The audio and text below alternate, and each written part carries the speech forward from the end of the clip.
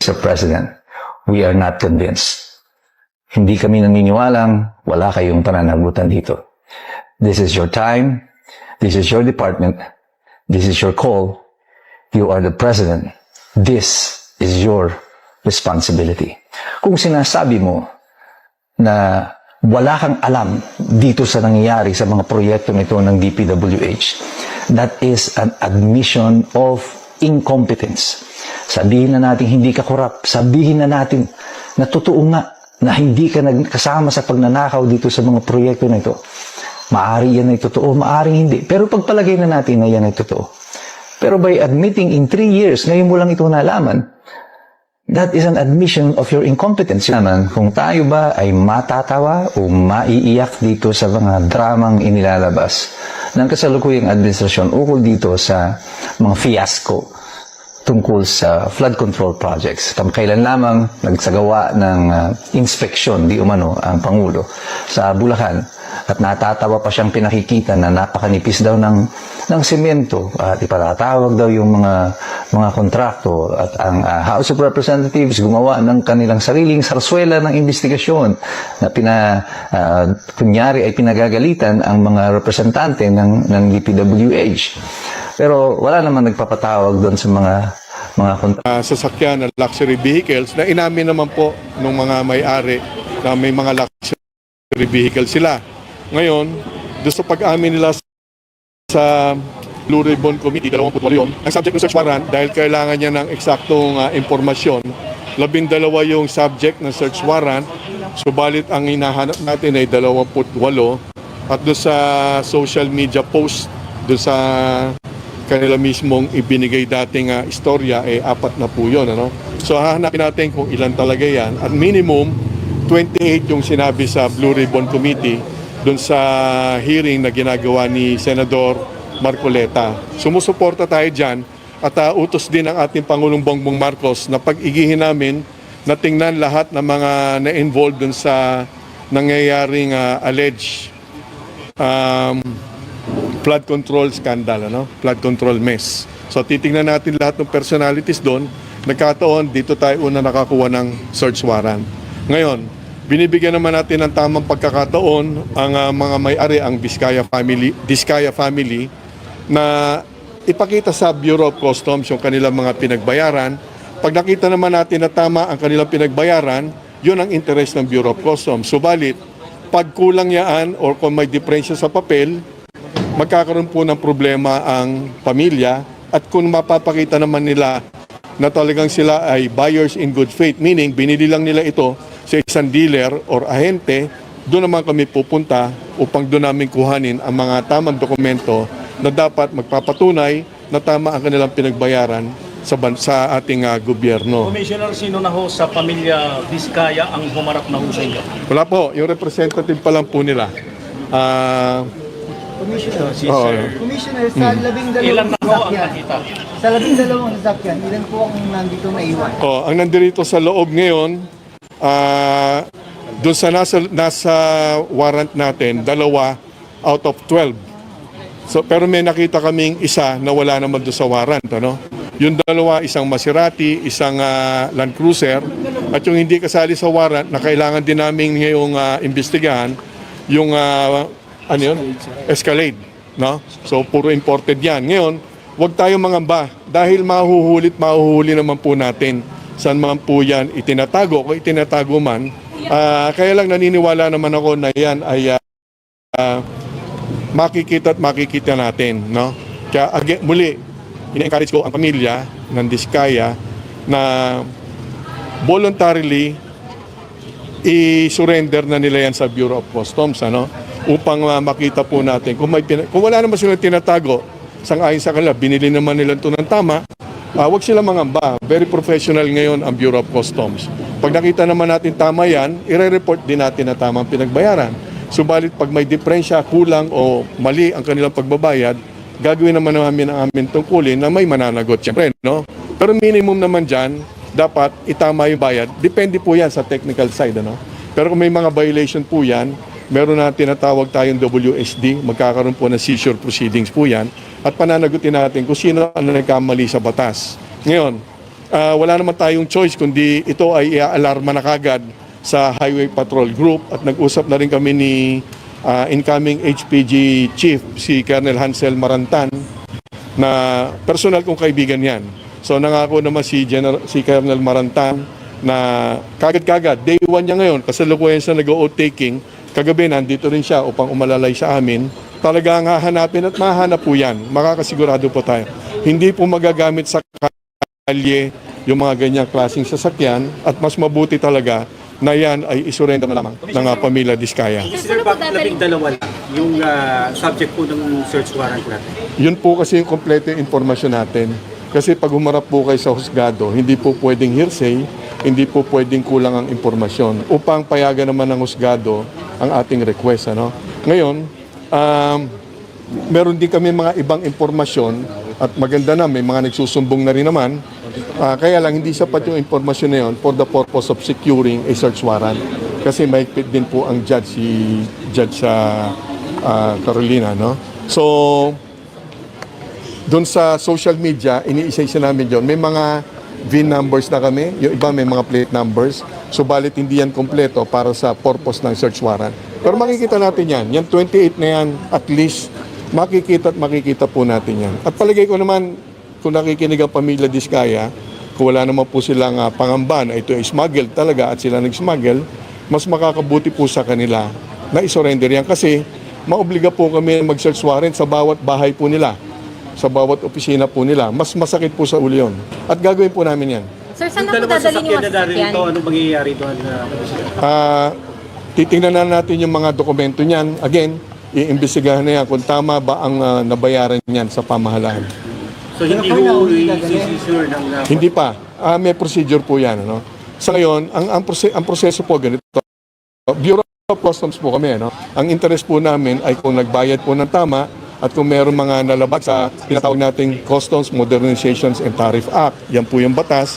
Kung meron diyang violation or paglabag, gagamitan po natin kasama po yung criminal violations. Ano po? Subalit sa ngayon, binibigyan po muna natin ng benefit of doubt na nagbayad po ng tama. Kaya't may pagkakataon po ang pamilya na ipakita sa amin muli ang kanilang mga dokumento at kami ay very professional, objective. Kung yan ay nagbayad ng tama, wala naman po dapat problemahin po ang pamilya.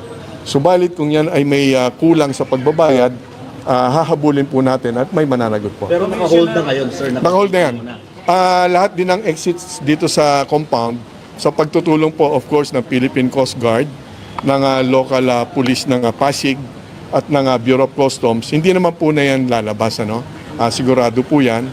At kagabi rin, mag-usap din kami ni General Nartates, full support sa atin ng Philippine National Police. Dahil again, ang attention na ito at ang galaw na ito ay sang-ayon po sa kagustuhan ng ating Pangulong Bongbong na dapat gampanan po ng Bureau of Customs lahat po nung nababanggit po sa investigasyon, sisipatin po natin sa interest namin kung meron po silang mga ipinuslit ng mga luxury vehicles at kung meron pa pong iba silang posibleng na smuggle na parte po nung kanilang Ang palugit po ninyo, Commissioner, ay hanggang sa araw ho nga bukas. In the event na hindi ho sila mag-comply, paano ho mangyayari, Commissioner?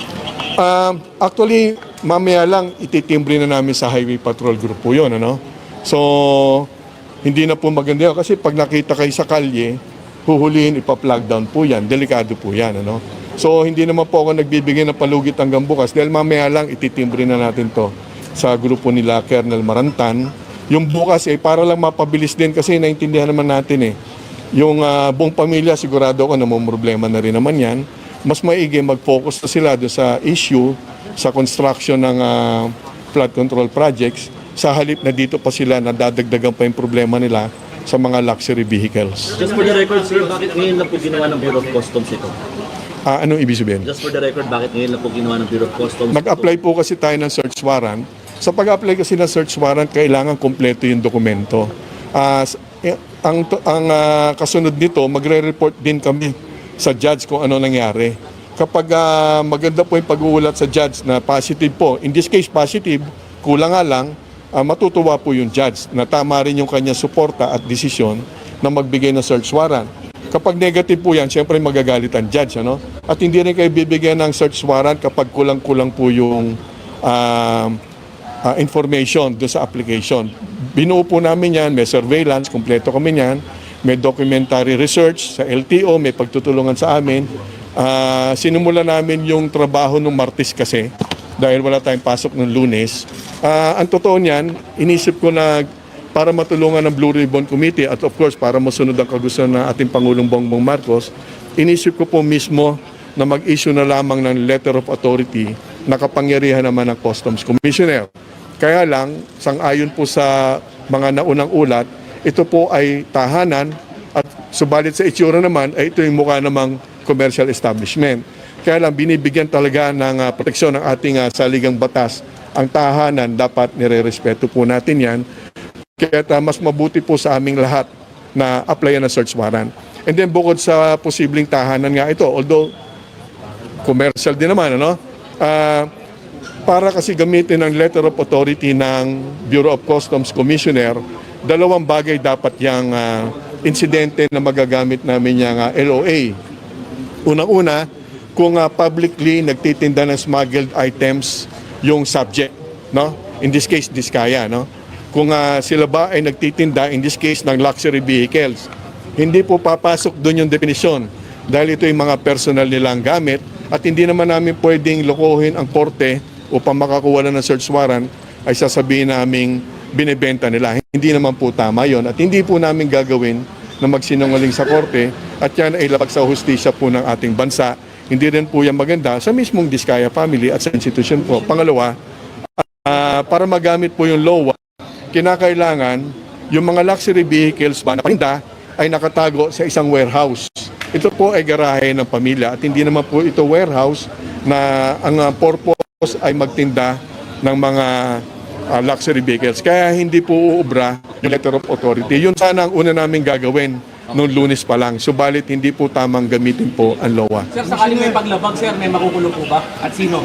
Kung sino po ang mismong, kung ito po ay talaga mapatunayang smuggled vehicles, pananagutin po natin yung mismong nag-import. At makakasama po dyan, syempre, sino po yung brokers na nag-import. Yung nakapili Yung mga sila. sasakyan, sir. Ganito po yan, no? Hindi lang naman po sa Diskaya. No? Lahat po tayo, kapag bumili naman po kayo ng any important items, kapag naman po may pinagbayaran kayo bilang mamimili, ang iniisip nyo kasi normal yun. No? So may protection naman kayo kahit papano na buyer in good faith kayo. No? Kaya lang, kapag ang nabili nyo is smuggled, hindi rin po yung garantiya na hindi po kukunin ng pamahalaan sa inyo yung, in this case, mga sasakyan.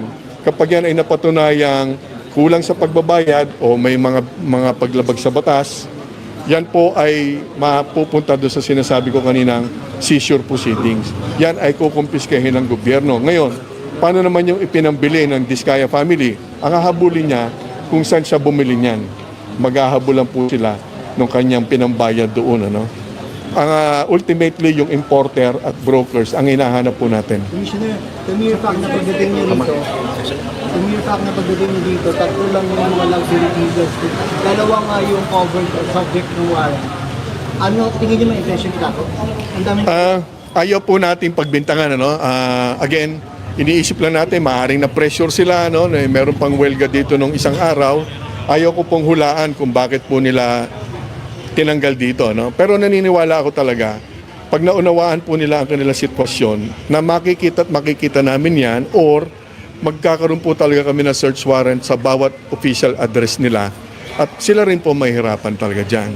At hindi naman po nila magagamit sa kalye yung mga sasakyan dahil ititimbre na namin kagad sa Highway Patrol Group yung lahat ng detalye, mga plate numbers na alam namin sa HPG at yan ay hindi magagamit sa kalye.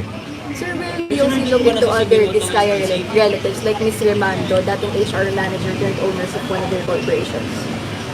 Depende lang. Basta kung nasan yung mga sasakyan na na-identify natin, regardless sinong may-ari niyan. At again, ang dulo na tinitingnan namin ay kung sino ba ang importer talaga. Wala bang commitment na ibalik? Parang I-surrender lahat. May commitment from the family. Hindi pa kasi namin kausap ang mismong Diskaya family. No? Mahirap hulaan. Ano? Again, ang may advice ko sa Diskaya family, mas makakabuti sa kanila at kanilang pamilya at sa kanilang mga suliranin na hinaharap ngayon sa Senado at sa Kongreso na tapusin na nila yung problema tungkol sa luxury vehicles. upang makapag-focus na sila dun sa construction ng flood projects na issue. Doon na sila mag-focus, wag na dito sa luxury vehicles. Last two questions, please. Last two questions. Commissioner, sa Baka laki ho sabihin ng mga nitong Diskaya, sinisingle out nyo sila. Hindi naman. Actually, ang utos sa atin ng Pangulong Bongbong Marcos, again, tingnan lahat yung mga posibleng, sa interest ng Bureau of Customs, meron mga smuggled luxury vehicles at iba pang bagay na maaaring ipinuslit papunta sa bansa na illegal, ano? Hindi lang Diskaya. Nagkataon lang, ito yung nauna natin makuwanan ng search warrant at obviously, ito yung nasa social media, napaka-high profile, ano? Without preempting yung aming mga iba pang gagawin, makakasiguro kayo. Meron pa. Opo. Yan kasi ay sang-ayon sa pag-uutos ni Pangulong Bongbong Marcos na hindi lang po Diskaya ang ating tinitingnan. Okay, last question. Commissioner, sa laki ho ng gusaling ito, meron pang elevator nandito sa ating harapan. Na-check na ho ba ninyo kung merong basement ho ito na maaaring doon nakalagay yung ibang mga target na sasakyan? Umikot na po kami. Dito lang po at saka sa second floor yung Kung baka may garahe. payo sa ibang yung mga contractors na posibleng yung bigyan ng search warrant. Kung meron din silang problema sa luxury vehicles, ganun din, wag na nilang itago dahil lalo pang magmumukhang sila ay may paglabag sa batas, di ba? Mas maganda, ihanda nila yung kanilang mga dokumento na tama ang kanilang pinagbayaran at yan ay pakikita sa Bureau of Customs. Maganda nga, wala pa kami sa search warrant stage. Magboluntaryo na sila hindi na sila maabala. Dahil gagampanan po ng BOC ang aming tungkulin na talagang hahanapin namin yung posibilidad na mayroong mga smuggled luxury vehicles. Yan po ay katungkulan namin. Gagawin po namin yan. Okay, thank you very much. Thank you very much.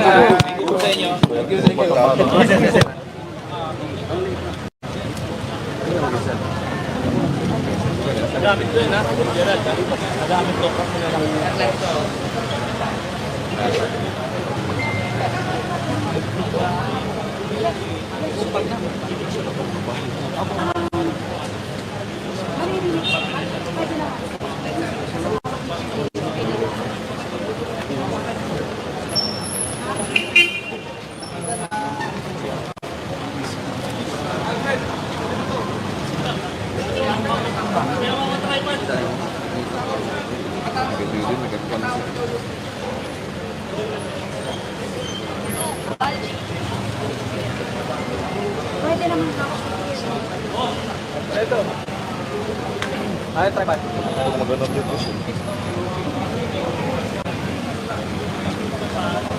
So, dito ngayon lahat ng mga media. So waiting. Pasok kami ngayon dito sa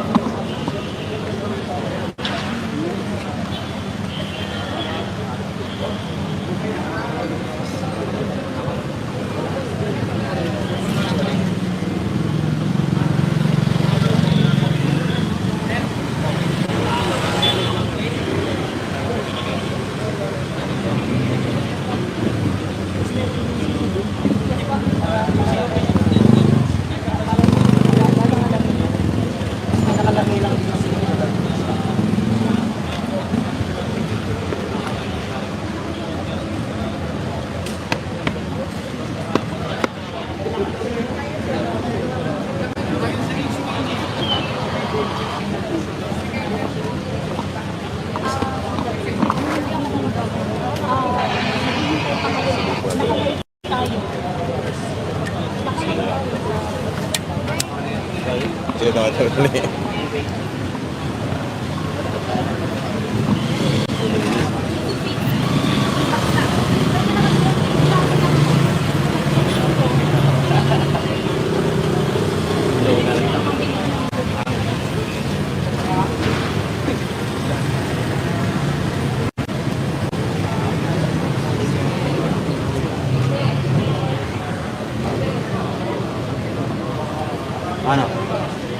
Nagwapanis dito.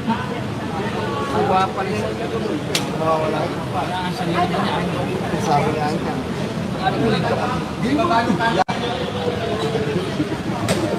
Yeah. kayo sa sulod kita kasi yung tripod. Ay, ba. Yara na ako sa sulod yung sinihita po kaya sa yung tripod. Nakakuha ka? Nakakuha kaya? Kamaro na to. Pasok pa tawa ng Nakakuha ginagawa. sila sa imo.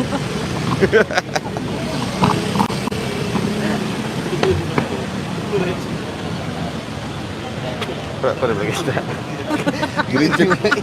Wala dulu. Paano to sa imong YouTube eh? Ay klaro ni sa YouTube eh. Git ayo.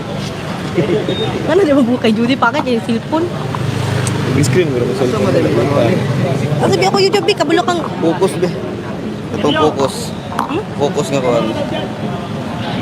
Ano ba? Ka-live na ka? Oo.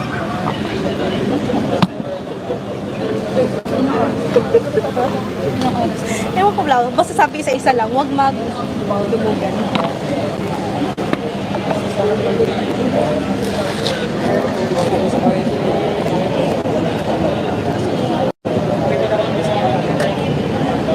Wala mo ba na ako nabundak yun?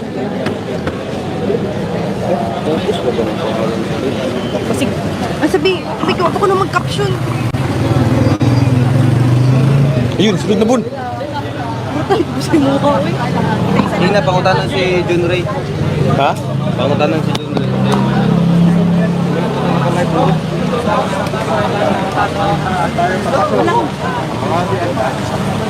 Hindi namin natanggap na kung meron nang humaharap, pero ngayong oras na ito may papakita lang ng ating cameraman na si Butoy Latapio Jr. ay isa-isa na kaming pinapapasok dito sa gate mismo, dito sa gate mismo, dito sa entrada, dito sa mga gate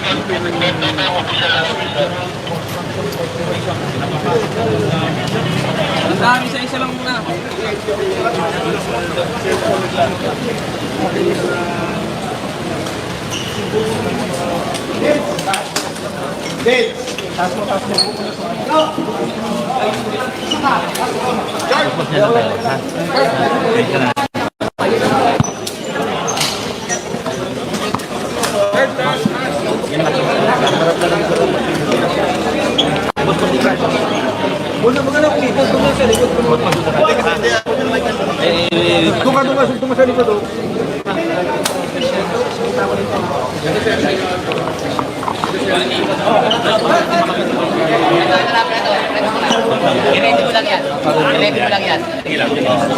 Tapos kagabi share natin in-implement.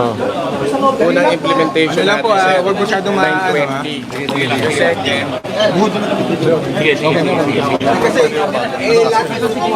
kami na sir, 8 o'clock sir. 8:18 sir. Okay na? Okay na. Ayos na. Masyado mataas yung mic. Ayaw! Yung mic nyo, masyado mataas. Ayaw!